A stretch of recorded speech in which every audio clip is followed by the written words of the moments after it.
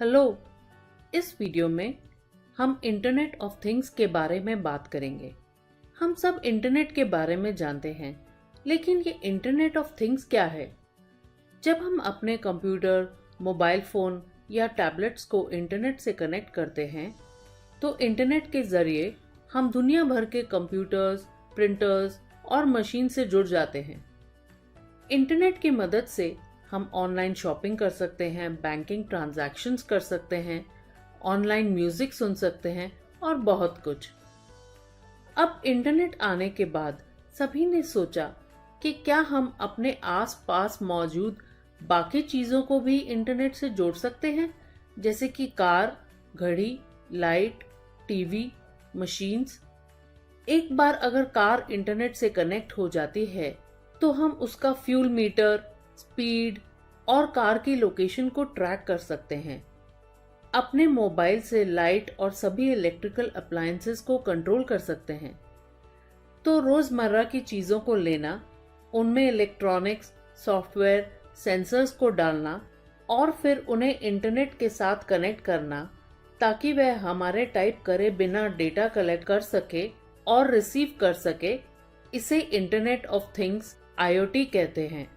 उदाहरण के लिए यहाँ एक सेंसर लगा है जो मिट्टी की नमी का पता लगाता है और नमी कम होने पर ऑटोमेटिकली कमांड सेंटर को एक अलर्ट भेजता है, जो एक रिमोट स्विच के द्वारा स्प्रिंकलर चालू करता है ताकि पौधे को पानी मिल सके।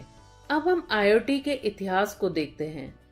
इंटरनेट ऑफ थिंग्स या IoT शब्द का नामकरण केविन एस्टन द्वारा 1999 में प्रॉक्टर एंड गैम्बल की दी गई एक प्रेजेंटेशन में किया गया था। पर उससे भी पहले जब इंटरनेट की खोज की गई थी, 1982 में कार्नेगी मेलन के रिसर्चर्स ने एक वेंडिंग मशीन को इंटरनेट से जोड़ा, जो बता सकती थी कि सोडा ठंडा है कि नहीं। 1990 में पहली बार इंटरनेट के द्वारा एक ब्रेड टोस्टर चलाया गया। सन 2000 में LG ने पहला स्मार्ट फ्रिज इंट्रोड्यूस किया। 2004 में स्मार्ट घड़ी का आविष्कार हुआ और 2007 में स्मार्ट आईफोन और कलाई में पहने वाली फिटबिट मार्केट में आई। 2009 में गूगल ने बिना ड्राइवर की कार की टेस्टिंग की शुरुआत की और 2011 में स्मार्ट टीवी भी मार्केट में आए।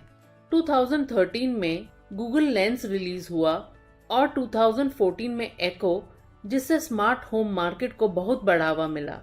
2015 में टेस्ला ऑटो पायलट फीचर के साथ आई।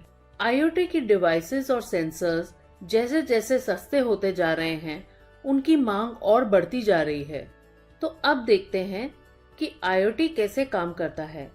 IoT इम्प्लीमेंट करने के लिए 4 मेन कंपोनेंट होते हैं। पहला डिवाइसेस या सेंसर्स, फिर कनेक्टिविटी, डेटा प्रोसेसिंग और यूजर इंटरफेस। आइए एक एक करके सभी को देखते हैं।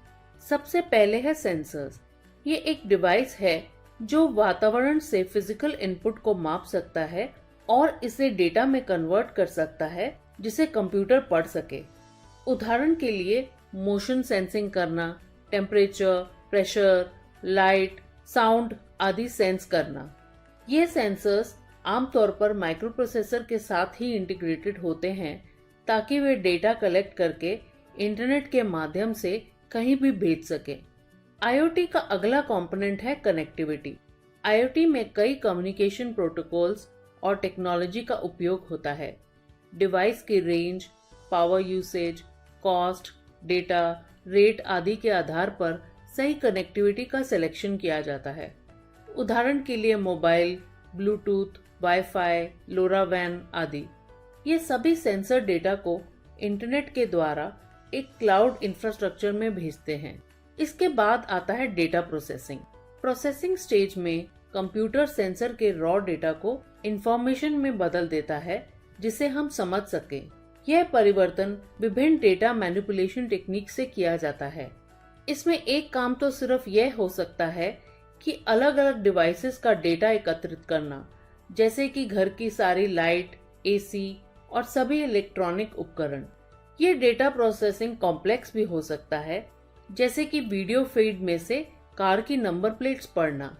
इस स्टेज में हम डेटा क्लासिफिकेशन भी कर सकते हैं और एनालाइज भी कर सकते हैं ताकि हम उसमें से कुछ पैटर्न ढूंढ सके हमारे एग्जामिनेशन के लिए। इसके बाद आता है यूजर इंटरफेस। कंप्यूटर जो इंफॉर्मेशन प्रोसेस करता है उसे हम अलग अलग रूप में देख सकते हैं, जैसे कि एक ऐप जो अलार्म ट्रिगर कर सकती है या हमें नोटिफाई कर सकती है ईमेल या टेक्स्ट मैसेज के द्वारा। कंप्यूटर यूजर्स को लाइव फीड भी दिखा सकता है या ट्रेंड्स भी दिखा सकता है। एक एप्लीकेशन इंटरफेस के द्वारा हम इंस्ट्रक्शंस वापस भी भेज सकते हैं, जैसे कि टेम्परेचर को रीसेट करना या मिट्टी की नमी के आधार पर पौधों को पानी देना आदि। अब हम देखते हैं कि आईओटी के क्या क्या फायदे हैं। इसकी वजह से हमारा मैनुअल वर्क कम होता है और समय की भी बचत होती है। आगे जाकर ऐसे और डिवाइसेस आएंगे जो सब कुछ ऑटोमेटिक कर देंगे और आप सब कुछ एक जगह से कंट्रोल कर सकेंगे। उदाहरण के लिए, अगर कोई कार हाईवे पर फास्ट स्पीड पे चल रही है तो कैमरास ऑटोमेटिकली उसे डिटेक्ट करके पुलिस कंट्रोल रूम में अलर्ट कर सकते हैं। आईओटी से ऑटोमेशन और टेक्निकल ऑप्टिमाइजेशन को भी बढ़ावा मिलेगा। इनसे टेक्नोलॉजी और बेहतर होगी, जैसे बिना ड्राइवर्स की कार्स।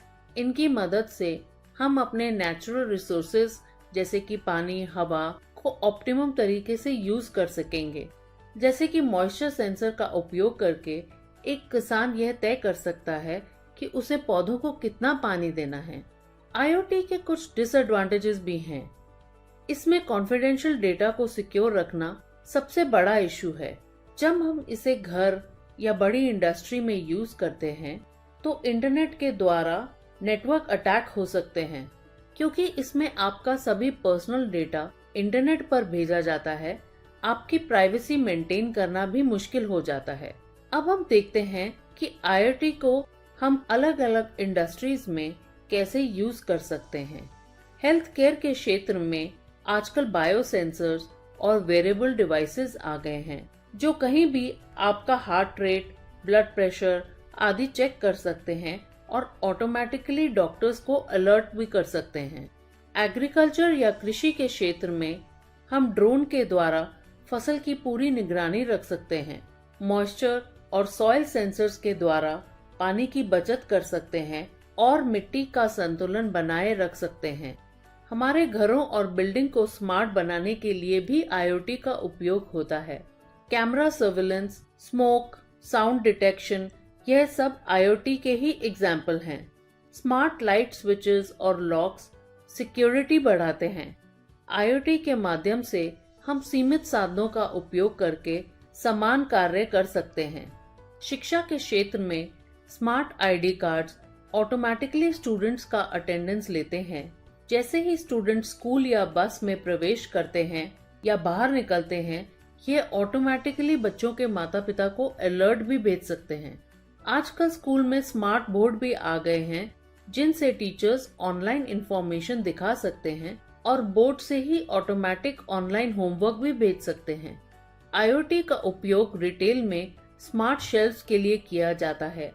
इन स्मार्ट शेल्फ्स में ऑटोमेटिक डिजिटल प्राइस लेबलिंग आ जाती है और शेल्फ हल्का होने पे ऑटोमेटिक अलर्ट भेजा जाता है रिफिल के लिए। डिजिटल एड्स और एप्स के माध्यम से रिटेल कंपनीज पर्सनलाइज्ड और इंटरैक्टिव शॉपिंग एक्सपीरियंस प्रोवाइड करती हैं।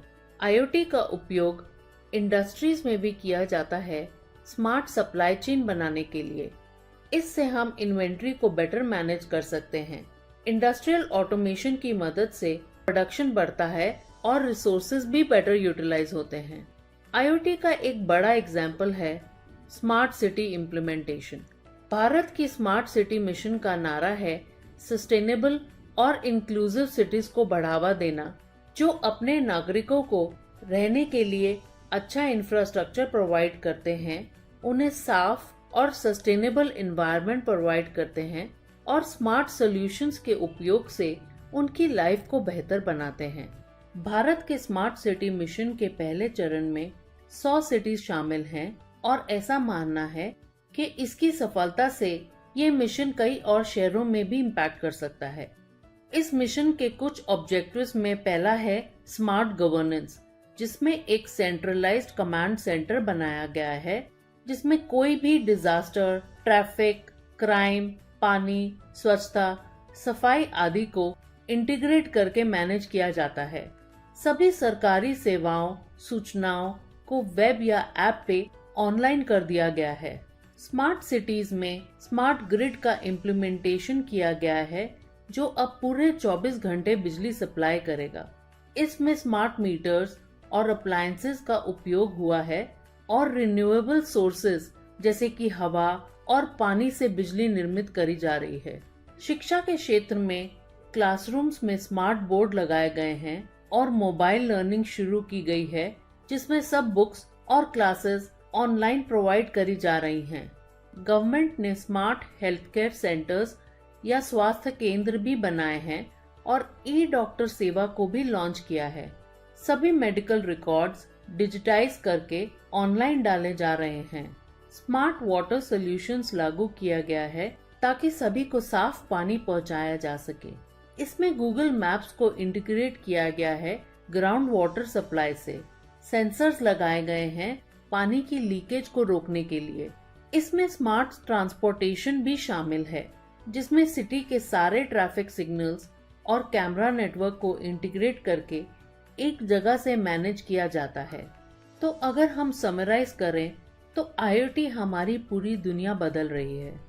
ये एक विशाल नेटवर्क बना रहा है जहां सभी डिवाइसेस एक दूसरे से कनेक्टेड होंगे। ये ऑटोमेशन को एक नेक्स्ट लेवल पे ले जा रहा है, जहां डिवाइसेस एक दूसरे के साथ बात करेंगे बगैर हमारे इंटरवेंशन के।